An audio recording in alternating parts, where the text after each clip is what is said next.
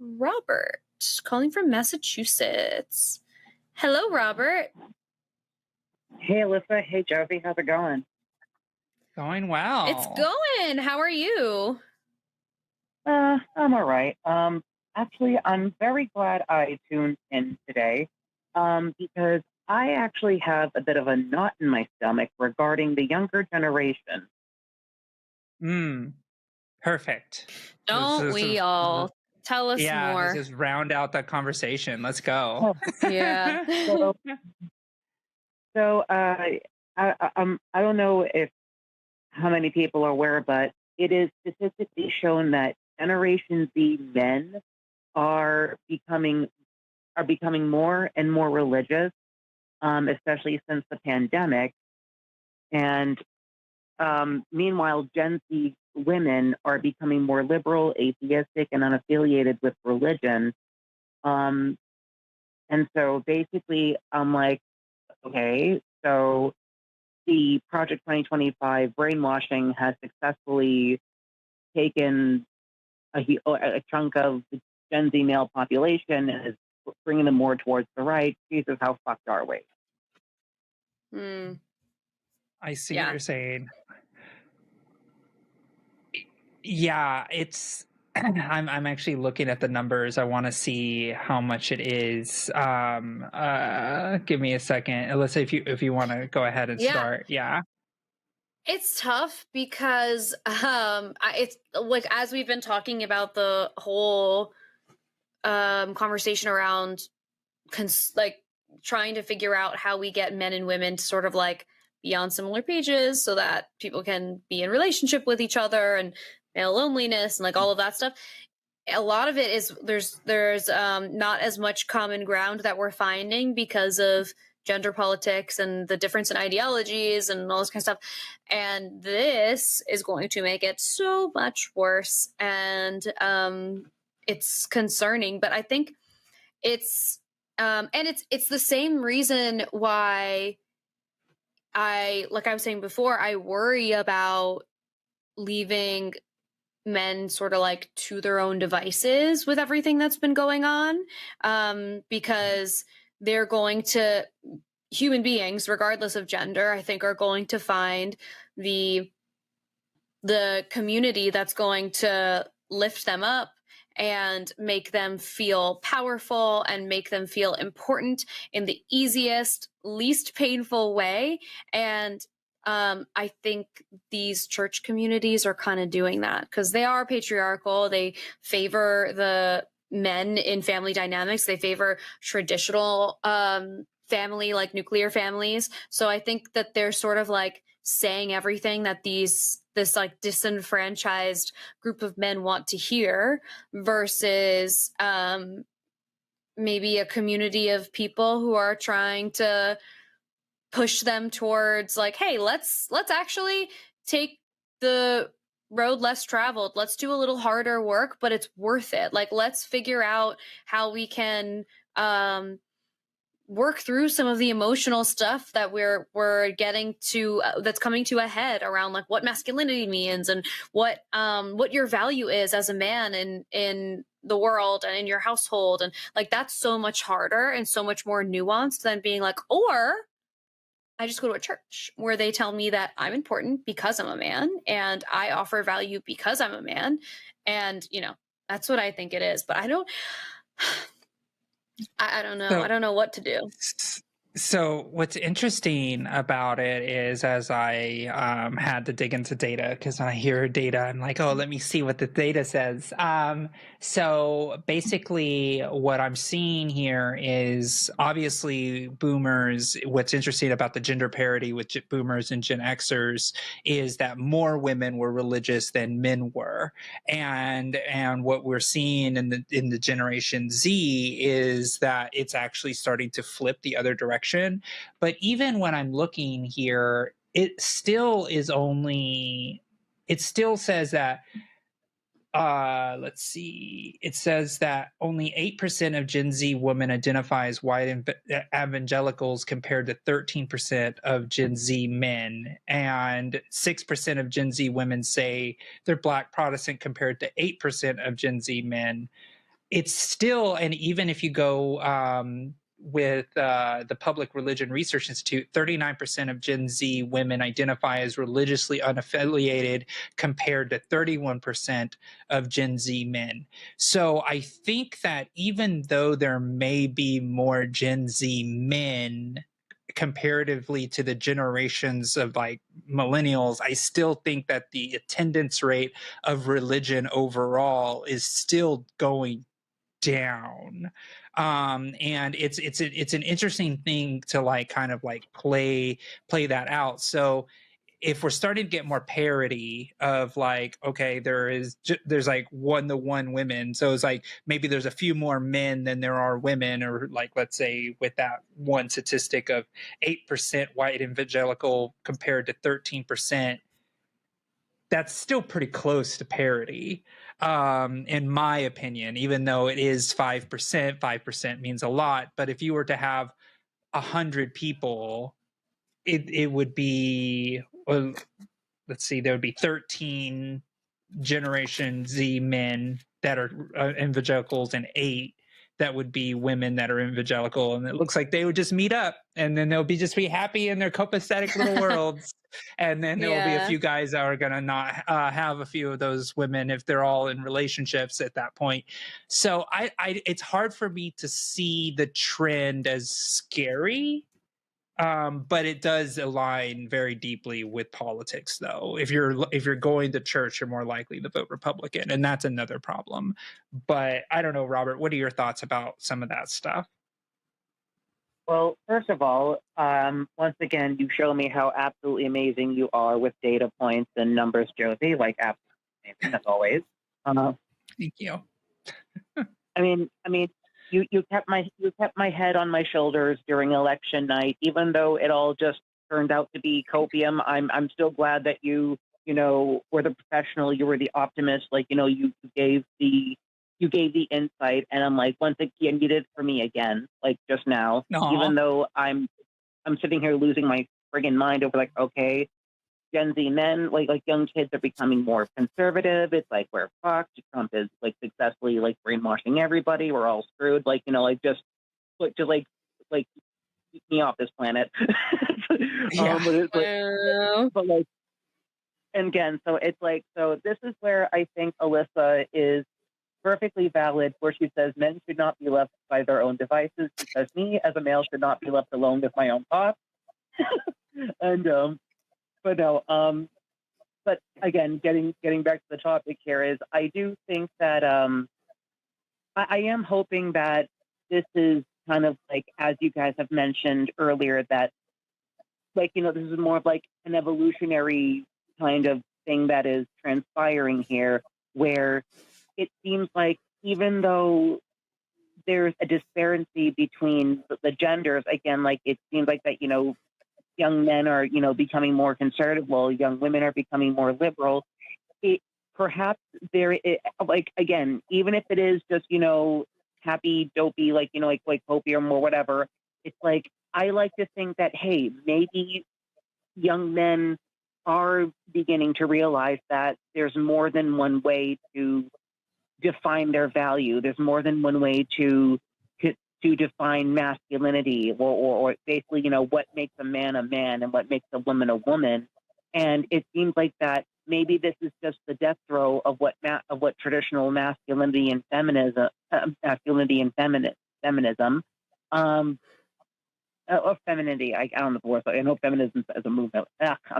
Anyways, basically, you get my point. I'm saying, like, maybe we're kind of like on the throes of what the traditional, like, definitions are, and maybe, I mean, if not Gen Z, then hopefully Gen Alpha will basically kind of like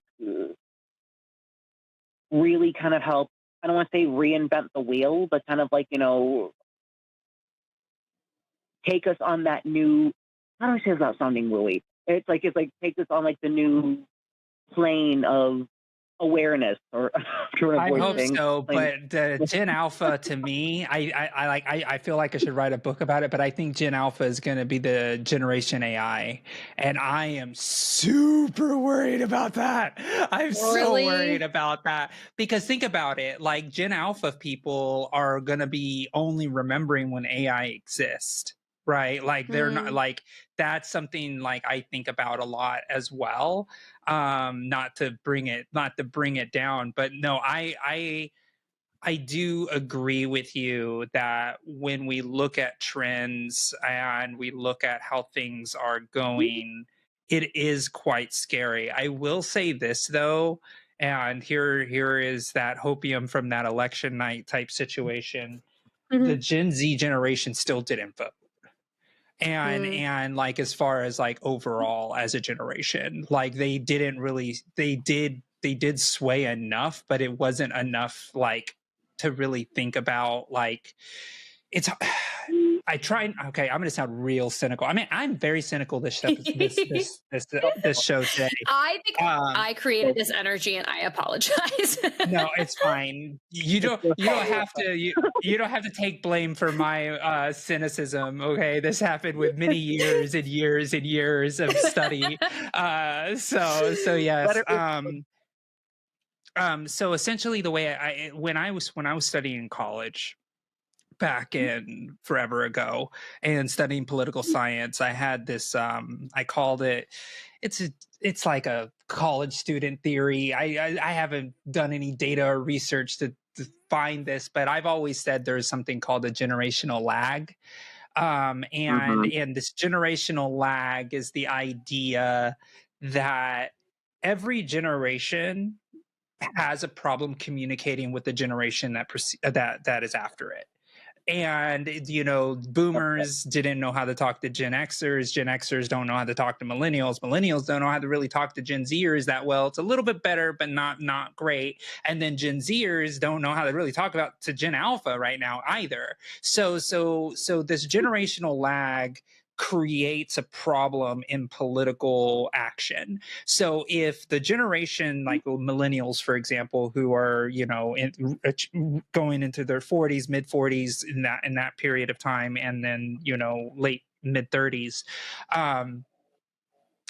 we have a problem telling the Gen Zers that you need to vote a certain way because the world is literally burning down. And we've seen it for 15 years or 20 years at this point. And we're trying to explain to Gen Zers, like, no, you can't vote that way because if you do, it's just going to add more to the problems that I already saw. But young people, and it's generational lag, don't understand what we're trying to say. When we say, oh, XYZ is happening, the Gen Zer is like, I haven't seen that happen. Like, you got to think about the fact that there were Gen Zers that voted in this last election that didn't even remember because they were too young when 2016 election happened, when the videos were coming out about grab them by the pussy, all of the videos and everything that came out with that. They didn't even remember that existed. So for us, like, the Trump administration in 2016 was very real, very visceral, and we saw the Muslim ban, we saw all of those things. So when we were trying to tell Gen Zers, hey, like, look, this is a problem and this is what we saw, the Gen Zers generational lag didn't have the ability to understand what we were trying to say. So therefore they didn't vote. They didn't see the value in voting at a high level. And yes, it's almost like clockwork. Every generation that comes into voting, it's always low voter turnout. It's almost like gravity at this point in political Mm. science. It's like people under the age of 24 just don't vote. Don't waste your time politicking to them because they're never going to talk to you, which feeds into the problem, right? It's like, Mm. oh, don't talk to the young people because they won't vote for you. So therefore we won't campaign to you. So therefore you definitely won't vote for me, is kind of like a self-fulfilling prophecy in a lot of ways. But there are so many candidates that I know personally and I've seen and throughout my career that were like, I'm going to run a Gen Z campaign, or I'm going to run a very young millennial based campaign. And what do we get? One Maxwell Frost, right? It's one. Mm. We get one. That's all we get, because he's the only one that's a Gen Zer in Congress. And because the likelihood of Gen Z actually shifting an election is so low that political professionals won't even waste their time. And I think it's a problem. But there's only a limited amount of resources. So if you're trying to get votes as fast as you can, you're going to go to the people who always vote, because that's the best bang for your buck, rather than having to spend $25 on one voter to get them to vote because they're young. You only have to spend $5 a voter for somebody who votes all the time. So it becomes a math problem, because that's all campaigns are. They're math.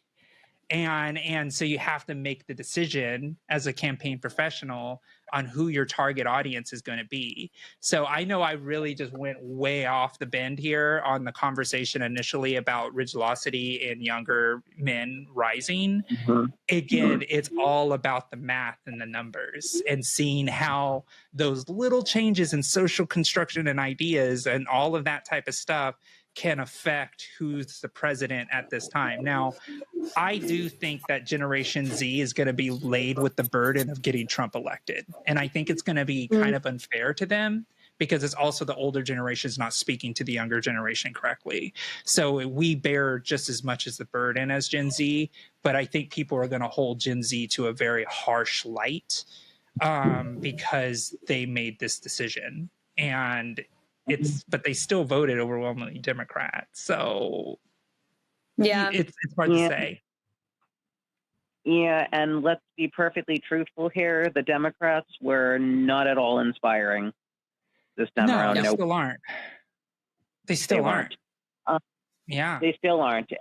They don't get it. And again, I'm going to always, unfortunately, because we live in reality, I'll vote for the lesser of two evils, but they need to step the fuck up. They need to step down and just let other people take over.